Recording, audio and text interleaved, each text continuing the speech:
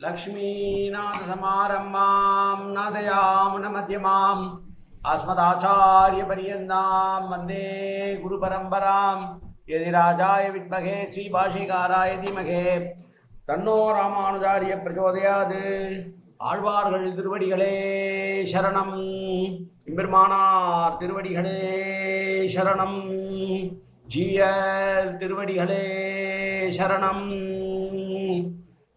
யோ நித்யமச்சுதபதாம்புஜயுக்மருக்ம व्यामोगदस्तदितरानतृणायमेने अस्मद्गुरोर्भगवतोऽस्य दयैकसिन्धो रामानुजस्य शरणं शरणं प्रपद्ये நீரார் கடலும் நிலமும் முழுதுண்டு ஏலார் ஆளும் இளந்தலின் மேல் துயிலெந்தாய் சீரார் திருவேங்கட மாமலை மேயாராமுதே அடியேர் கருளாயே.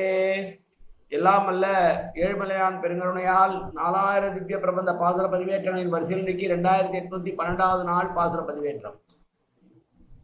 நம்மாழ்வார் அருளிய பெரிய திருவந்தாதியிலே வரக்கூடிய 7ஆம் திருமணியுடைய 6வது பாசுரம் 66வது பெரிய திருவந்தாதி பாசுரம். முதலிலே ராமானுஜர் அருளிய தனியனது. முந்துற்ற நெஞ்சே முயற்றி தருத்துரைத்து வந்தித்து வாயார வாழ்த்தியே சந்தம் உருவூரும் சோலை சூழ் மொய்ப்பூம் பொரு நல் குருவூரன் மாறன் பேர் கூறு என்பதாகும்.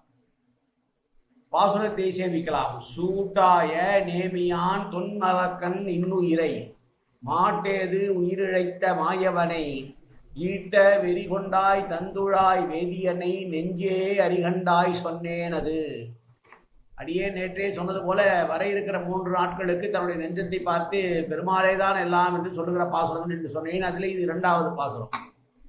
ஓ மனமே என்று தன்னுடைய மனதை பார்த்து சொல்கிறார். ஏ நெஞ்சே என்று மனத்தை பார்த்து சொல்கிறார். சூடு ஆயனே நேமியான் என்றால் ஆயுதமாக மாத்திரமில்லாமல் அலங்காரமாயும் இருக்கக்கூடிய திருஆழி என்ற சுதர்த்தன ஆழ்வானை கையிலே வைத்துக் கொண்டிருக்கிறவன். அவன் பக்கத்தில் இருந்து கொண்டே துன்பப்படுத்தின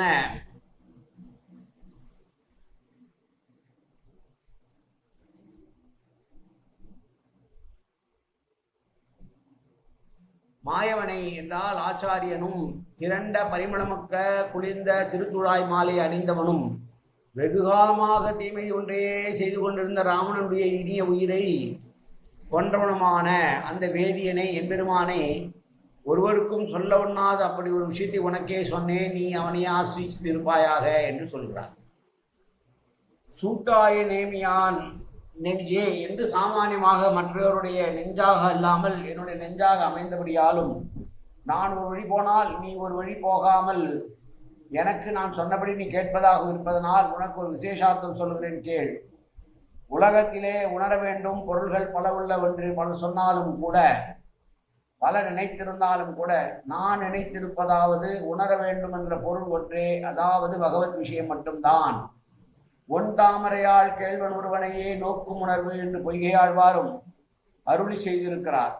பகவத் விஷயம் ஒன்றையே நமக்கு உணரத்தக்கது, அதனையே நீ உணர். இதை நான் மற்றவருக்கு சொன்னால் ஏசுவார்கள், ஆகையால் ஒருவருக்கும் நான் சொல்லுவதில்லை, உனக்கே சொன்னேன் என்று தன்னுடைய மனதை பார்த்து சொல்கிறார்.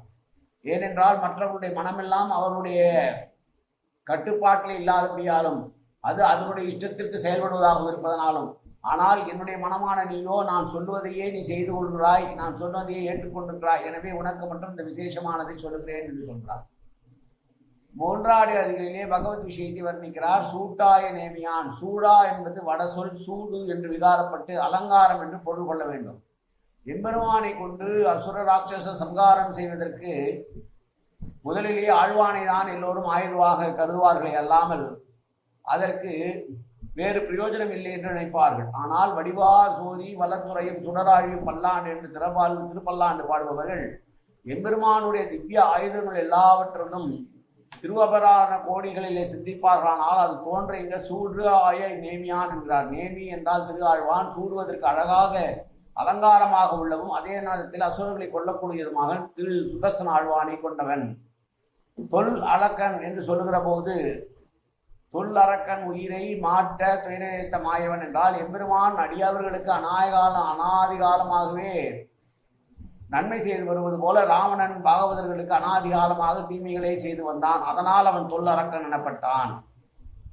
அவனுடைய இன்னுயிருக்கு துயரம் உண்டாக்கினான் ராமபிரான். மாட்டே என்பது சமீபத்தில் இருந்து கொண்டு மாடு பொன் பக்கம் செல்வம் என்று நிகண்டு.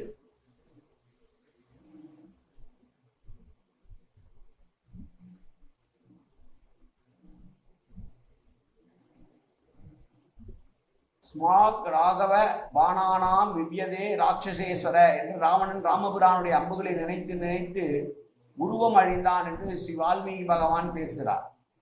ராமனுடைய அம்பை பார்த்து அதை நினைத்தாலே பயப்பட்டானாம் ராவணன். ஈட்ட வெளிகொண்ட என்றிடத்து ஈண்ட என்றிருக்க வேண்டுவது எதுகை இன்பத்திற்காக ஈட்ட என்று வல்லுற்றாய் கிடக்கிறது என்ப. திரண்ட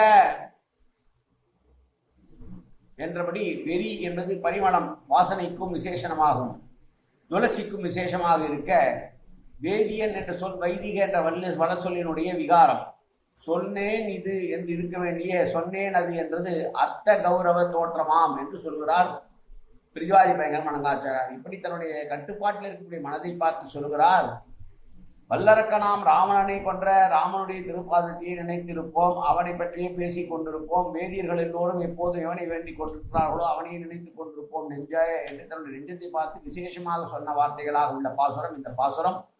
அவரே சொல்கிறார், ஏன் நெஞ்சே எனக்கு நீ கட்டுப்பட்டு இருப்பதனால் உலகத்தில் ஒருவருக்கும் சொல்லவில்லை, நான் இதை உனக்கு சொல்லுகிறேன். ஏனென்றால் இது மிக விசேஷமானது, நீ மட்டுமே அதை உணர முடியும், எனவே நீ உணர்ந்து கொள்வாய் என்று தன்னுடைய நெஞ்சத்தை பார்த்து பெருமாளையே நினைத்திருக்க வேண்டும் என்று சொன்ன மற்றொரு பாசுரம் இந்த 66வது பாசுரம். மீண்டும் ஒருமுறை பாசுரத்தை சேமிப்போம்.